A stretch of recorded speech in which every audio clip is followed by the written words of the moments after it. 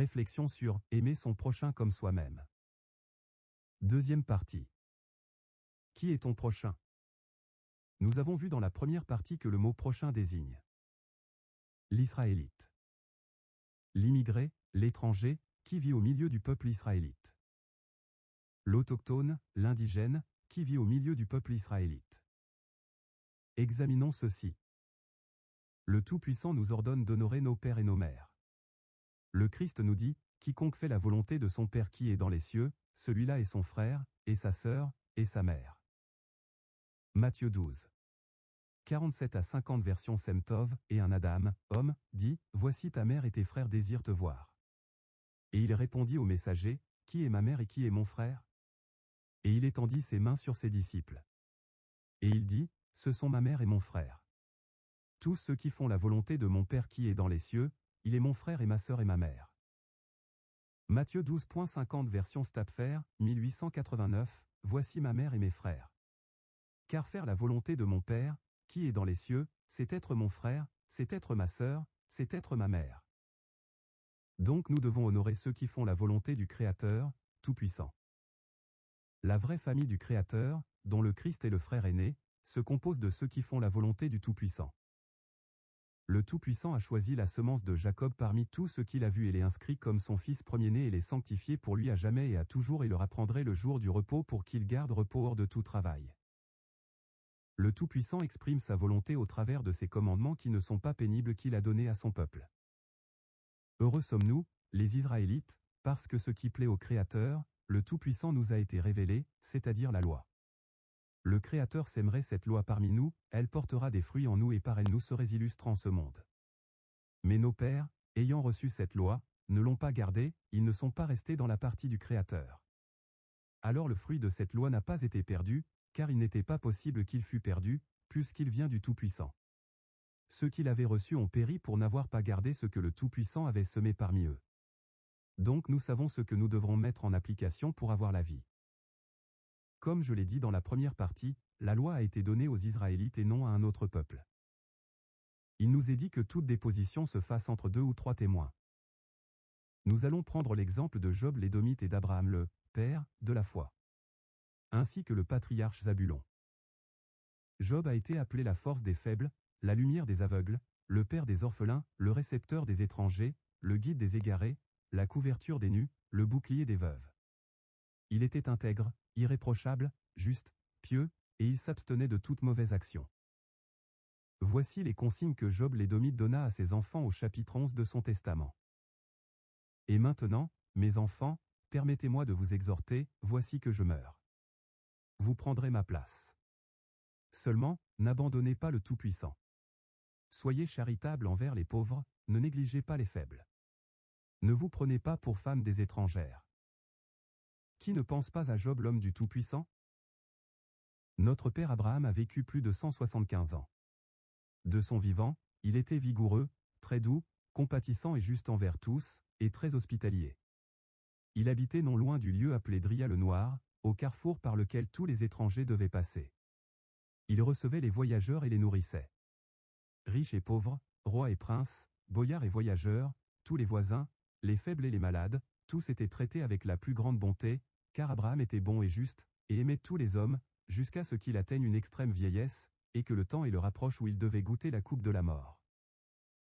Il était plus riche et plus juste que tous par sa bonté et son hospitalité qu'il manifesta jusqu'à sa mort. Il était l'ami du Créateur et était un homme juste, compatissant et se gardant de tout mal. Car dès le commencement le Très-Haut l'a fait avoir pitié de toutes les âmes des hommes. L'exemple du patriarche Zabulon. Il reçut la bénédiction ci-dessous de Jacob. Genèse 49.13 Zabulon habitera sur la côte des mers, il sera sur la côte des navires, et sa limite s'étendra du côté de Sidon. Il a été le premier à faire une barque pour naviguer sur la mer, car le Tout-Puissant lui avait donné l'intelligence et la sagesse. Il naviguait le long des rivages, pêchant du poisson pour la maison de son père Jacob, jusqu'à ce qu'ils arrivassent en Égypte. Par compassion, il partageait sa prise avec tous étrangers. Et si un homme était étranger, malade, âgé, il faisait bouillir les poissons, les préparait très bien, et les offrait aux hommes, chacun suivant son besoin, affligés et ayant pitié d'eux. C'est pourquoi aussi le Tout-Puissant le comblait d'abondance de poissons quand il pêchait du poisson, car celui qui partage avec son prochain reçoit beaucoup plus du Créateur, le Très-Haut. Pendant 5 ans, il pêchait du poisson, en donnait à tout homme qu'il voyait, apportant suffisamment pour toute la maison de son père Jacob. En été il attrapait du poisson et en hiver il gardait le troupeau avec ses frères. Voici ce qu'il faisait par compassion quand il voyait en hiver un homme dénudé, secrètement il prit un vêtement de sa maison et lui est donné, car il était dans le besoin. Et disait à ses enfants, faites avec ce que le Tout-Puissant vous a imparti. Ayez pitié et compassion envers tous les hommes également et donnez à tous de bon cœur. Et si vous n'avez pas sur le moment de quoi donner à qui en a besoin, ayez pitié pour lui avec compassion dans vos entrailles.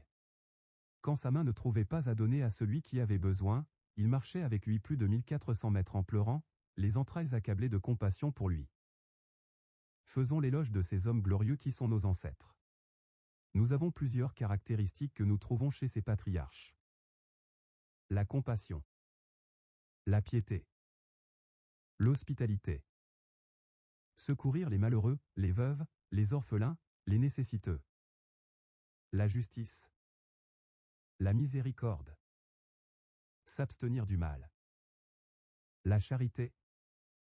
Et pratiquer toute espèce de bonne œuvre. Ce qui nous amène dans une similitude où un docteur de la loi posa cette question au Christ, et qui est son prochain? Le Christ répond par une parabole montrant différentes attitudes que des hommes ont eues face à une personne dans le besoin. Un sacrificateur et un lévite, 2 hommes qui, par leur lumière comme par leur fonction sacrée, auraient dû être les premiers à accomplir la loi de la charité. Ce dont le Samaritain a fait. Grâce à cette parabole, nous comprenons de manière pratique le 2e commandement du Tout-Puissant le plus important, savoir, tu aimeras ton prochain comme toi-même. Pour les Juifs, les Samaritains étaient des étrangers. Une question. Est-ce que le Christ a désobéi à un commandement du Tout-Puissant? Regardons un peu la ville de Samarie où sont les Samaritains. Citation du dictionnaire Bost. Westphal et Calmet. C'est dans les Apocryphes, 1 Maccabée 10.30 et 11.28, que le nom de Samarie commence à être employé pour désigner le pays habité par les Samaritains. Samarie, conservant le nom de Semé son premier possesseur, fut bâti par Omri roi d'Israël qui, après avoir encore habité 6 ans la ville de Tirtsa, après que le palais en eût été brûlé, changea de résidence, et passa les 6 dernières années de son règne à Samarie. Cette ville fut à diverses reprises le siège principal du culte de Baal en Éphraïm. Les Samaritains étaient les descendants des colons, originaires de Babylone, Cuta, Ava, Hamath, Sepharvaïm, qu'avait amené le roi d'Assyrie Sargon II dans les villes de Samarie, 2 Rois 17.24, afin de remplacer les Israélites qu'il avait déportés à Chala, 2 Rois 17.6. Lorsque les Juifs revinrent de la captivité, les Samaritains leur offrirent de rebâtir le temple, la ville et les murs de Jérusalem, de concert avec eux, mais Zorobabel et Joshua, se souvenant que le Très-Haut n'aime pas les cœurs partagés, rejetèrent leur demande, irrités et blessés de ce refus, ils s'opposèrent dès lors, de toute leur force, à la construction du nouveau temple, et réussirent, par leur délation et leur calomnie, à faire interrompre les travaux jusqu'en la 2e année de Darius Istape. Samarie comme capitale du royaume des 10 tribus, elle est souvent opposée à Jérusalem dans les oracles des prophètes. Elle fut assiégée par les Syriens sous Achab et sous Joram, et prise enfin par les Assyriens sous la conduite de Shalmanésé, après un siège de 3 ans, puis peuplée comme les autres villes d'Israël par des colons étrangers. Dans les temps qui suivirent l'exil, Samarie était encore une ville forte, Jean Hircan la prit après un blocus d'1 an, et la détruisit. Son territoire, au temps d'Alexandre, appartenait encore aux Juifs, le général romain Gabinius releva la ville, Pompée la donna à la Syrie, et Gabinius acheva de la fortifier, l'empereur Auguste la donna à Hérode le Grand, qui l'embellit, y mit une garnison de vétérans, la fortifia encore, et lui donna en l'honneur de son maître le nom de Sébaste, Augusta, qu'elle a conservé dans ses ruines sous la forme altérée de Subuste. La prospérité naissante de Sichem, Néapoli, porta le dernier coup à l'existence de Sébaste qui ne fit que dépérir. On ne trouve plus sur l'emplacement de l'ancienne capitale des 10 tribus qu'un petit village tout à fait insignifiant, auquel Clark et d'autres voyageurs refusent même l'honneur d'occuper la place de l'ancienne Samarie, qu'ils croient être à quelques lieues de là, à Centauri ou Sanur, où l'on voit encore les ruines d'un vieux château. On connaît leur malheur jusqu'au jour où un prêtre, d'entre les captifs, fut rapatrié, pour leur enseigner la manière de servir le Tout-Puissant du pays, 2 Rois 17.27. Il en résulta un syncrétisme religieux assez spécial. D'autres colons arrivèrent encore sous Assaradon, 681 à 668, et sous Assurbanipal, 668 à 626, Esdras 4.2, Esdras 4.10, qui, tout en offrant des sacrifices au Créateur d'Israël, n'en oublièrent pas tout à fait les leurs. 2 Rois 17.29 et suivants. La principale erreur théologique que les Juifs leur reprochaient, c'était le rejet de tous les livres canoniques de l'Ancien Testament, à l'exception de la loi. Les Samaritains ne recevaient, en effet, que le Pentateuque, ils rejetaient tout le reste, et surtout, ce que les pharisiens ne pouvaient leur pardonner, ils rejetaient les traditions rabbiniques. En tout cas, ils s'attachaient avec conscience à l'observation de ce qu'ils connaissaient de la loi divine, et ce qu'ils y ajoutèrent quelquefois ne peut être considéré que comme une interprétation spirituelle des passages de leurs livres. Les Samaritains prirent les armes avec les Juifs contre Vespasien. La conclusion de ces citations de ces dictionnaires c'est, Lévitique 19.33 à 34, « Si un étranger vient séjourner avec vous dans votre pays, vous ne l'opprimerez point. Vous traiterez l'étranger en séjour parmi vous comme un indigène du milieu de vous, vous l'aimerez comme vous-même, car vous avez été étranger dans le pays d'Égypte. » Donc ce Samaritain connaissait cette loi, « Tu aimeras ton prochain comme toi-même. » Car il vivait au milieu des Israélites. C'est pourquoi il est dit, que le Christ n'est pas venu pour abolir la loi et les prophètes. Comme il est allé en Samarie, les apôtres ont fait de même. Car le Christ a été envoyé pour les brebis perdues de la maison d'Israël. Le Christ dit au docteur de la loi va et fait de même. Comme le dit le prophète Ésaïe, nous devons partager notre pain avec celui qui a faim, et faire entrer dans notre maison les malheureux sans asile, si nous voyons un homme nu, couvrons-le, et ne nous détournons pas de nos semblables. Conclusion. Agissons donc dans la vérité chacun envers son prochain, et gardons la loi du Créateur Tout-Puissant et ses commandements.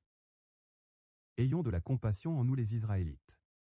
Comme un homme agit envers son prochain, le Tout-Puissant agit ainsi envers lui. Ayons pitié et compassion envers tout homme afin que le Tout-Puissant ait aussi compassion de nous et nous étant pitié. Car dans la mesure où un homme a compassion de son prochain, dans la même mesure le Tout-Puissant a aussi compassion sur lui. Ainsi dans les derniers jours le Très-Haut enverra sa compassion sur terre et cohabitera avec quiconque en qui il trouvera pitié dans les entrailles. Approchons-nous sans malice, aimons-nous les uns les autres, et ne gardons pas rancune entre nous pour le mal que notre frère nous a fait. Car cela brise l'unité et divise toute parenté, trouble l'âme, et épuise le visage. Et je finis ainsi, le Tout-Puissant n'a pas rendu ses saints capables d'annoncer toutes ces merveilles, qu'il a solidement établies, pour que tout l'univers soit affermi par sa gloire, et, beaucoup de merveilles cachées sont plus grandes encore, car nous ne voyons qu'un petit nombre de ses œuvres. Il n'y a qu'un seul être sage et très redoutable, celui qui siège sur son trône. C'est le Créateur, le Tout-Puissant, le Très-Haut. Et le Créateur de toutes choses le bénit mais ne consacra pas tous les peuples et nations à garder repos mais seul Israël, à eux seuls il permit de manger et boire et de garder repos sur la terre.